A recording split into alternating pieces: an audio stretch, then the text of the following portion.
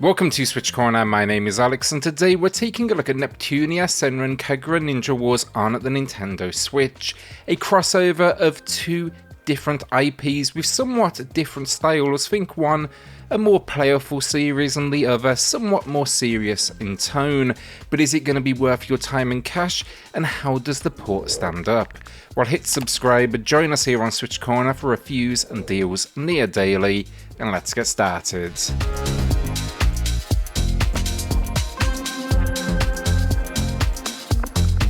Before we do kick this off, then do know this review, it will be better for those with little knowledge about Neptunia or Senran, not because I'm going into huge detail here, but rather that is myself. I've played a couple of Neptunia titles in my time, but Senran I am yet to play a game or watch the anime.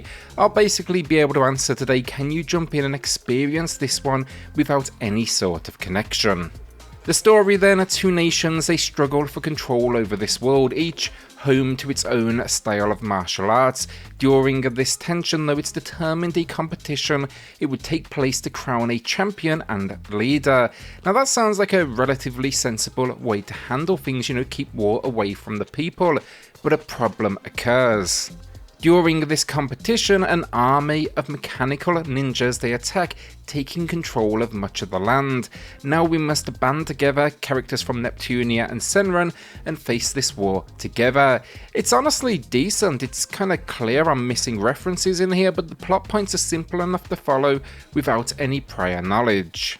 Story plays a big part of this one though. There's not only the main quest lines, but side missions and options to simply, talk to those in your squad. It even lands some good jokes along the way while making sure the tension of the, scenario, it is never forgotten. Gameplay then, and I should point out now, this is a third-person hack-and-slash adventure with RPG elements alongside that story. Now that story, it is non-stop over the 8 included chapters, and it is essentially a visual novel. Now it's 12-hour or so runtime. The story, I'd say it's going to be in the 8-hour region, with the combat taking up the remainder. Now that is if you of course focus on simply completing the story. The side missions and so on, they can definitely pad out that gameplay considerably. The visual and novel elements then, not a huge amount to say, let's face it. Dialogue pops up on screen, you can skip as you please, and you can put it on what is my preferred option, that is autoplay, so you can just kind of sit back and relax. This is the game's opportunity to rely on its strong writing, but I should say as well here, not surprisingly, it's packed full of fan service as well. The combat then, it's decent. Sometimes when we see these, crossover genre attempts, we can see some lazy implementation, but I think like the story, it would be strong enough to have stood on its own should they have went that direction. It's hack and slash, meaning relatively simplistic, and there's really only a couple of moves to its core experience. That is a melee attack and a ranged one, but along the way it introduces a constant flow of new characters to experiment with, and that definitely helps keep things fresh. There's, for sure a large cast in here. Outside of your core attacks then, we also get ninja arts attached to the triggers. These are essentially 4 specials that provide all of the damage you could ever want, and we can also shift forms in a way, dealing specific damage type. This is very much a game that plays with the RPG classic of status effects that you'll need to both watch out for and leverage. You'll be able to take though a maximum of 2 warriors into battle. Press down on the D-pad, they will switch out instantly, and if you are even mid-attack, they will actually come together in this kind of joint attack to continue that battle flow. This then is where the RPG elements though come into play. You'll have inventory to manage, so think health packs, temporary boosters, cures. You'll also then have something called spirit gems. These are further boosts that you can swap in and out to each character. Think though improved strength or defense. This system, it took me a little while to get used to, and in the early game it's absolutely not necessary, but experiment with it and it will pay off. Alongside this then, your warriors will be leveling up along the way, and with the world map it will advise you, mission to mission, what level is suggested before you take it on. This, for me, it definitely caused a few moments of grinding it out, especially because of all of the side missions. It definitely wants you to take, a small amount of them on just to keep pace with the enemies you'll be facing. Here though, it definitely for me felt just a little bit too slow at times, and I was getting some burnout on the formula at points as I tried to build out this all-powerful squad. With the suggested experimentation as well, character to character, by the end game I was definitely finding it more difficult to move away from those characters that I really knew well. The enemies also then, it's not necessarily a skill boost that they get, but rather they turn into bullet sponges, for lack of a better term, over anything else. I saw some new enemies along the way, don't get me wrong, but there's definitely a lot of repetition in here, and yeah, those skills rarely change, so it's more about hacking and slashing as quickly as you can, or of course like blocking attacks from them. You do have a block function here, but it would have been nice to have seen them maybe get a bit more intimidating in the way they approached. The best enemies though by far are the bosses. I can say here they have some serious power, some fantastic moves, and they have this stamina bar of sorts which really played into a strategy, because if you empty it you'll get a break, giving you this uninterrupted opportunity to go ahead and strike.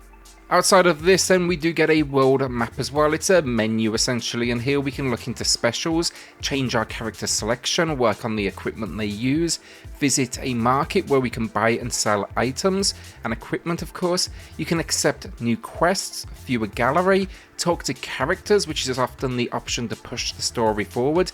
We can even meditate. This meditation, it is a fan service heavy minigame where we must balance using the Switch's motion controls.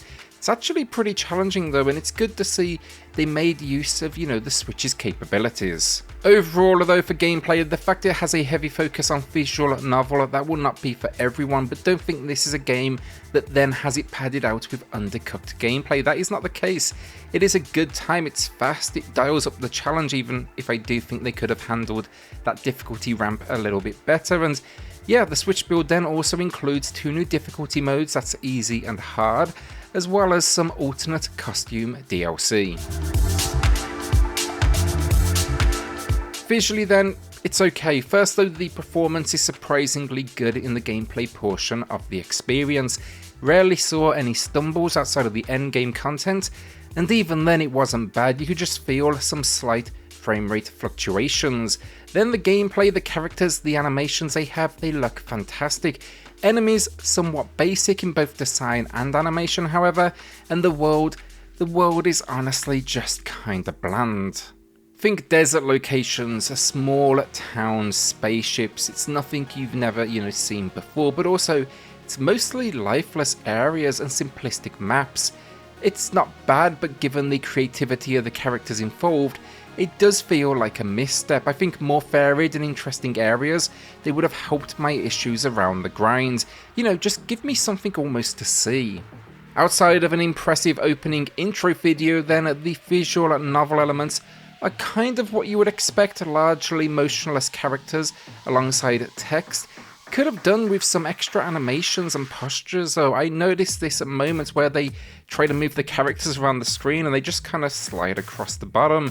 The story is the focus, but it could have done with a little bit more here just to show an extra dash of expression. Audio finally, there's not a huge amount in here. It's fully voice acted and great quality as well. It's not in English, that's worth pointing out. And the music, it's chill for the story, incredibly energetic for gameplay. It works though, and the combat is for sure more intense for it. Sound effects minimal, but the specials, the attacks, they sound decent enough though, with little variety from character to character. So the final verdict, and the story is well written and entertaining, balancing, like I said, a sense of humour and a somewhat high stakes scenario.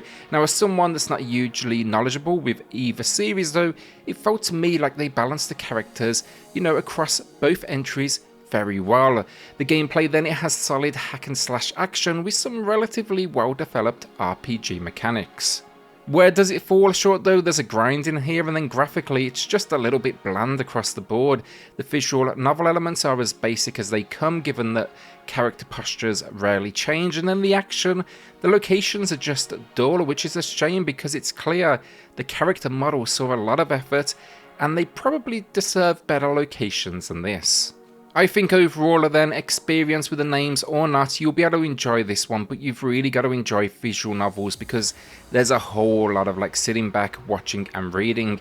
If that is your speed though, yeah, I'd say take a look, and it's a good 7 out of 10 from me. Will you be adding this one to the library then, or holding onto that cash? A shout out then to the patrons of the channel who are going above and beyond to support SwitchCorner. It helps more than you know, so thank you all so much. Then hit subscribe if you love the Switch, as much as we all do here. Join our growing family, and I'll see you all on the next video. Thanks everyone.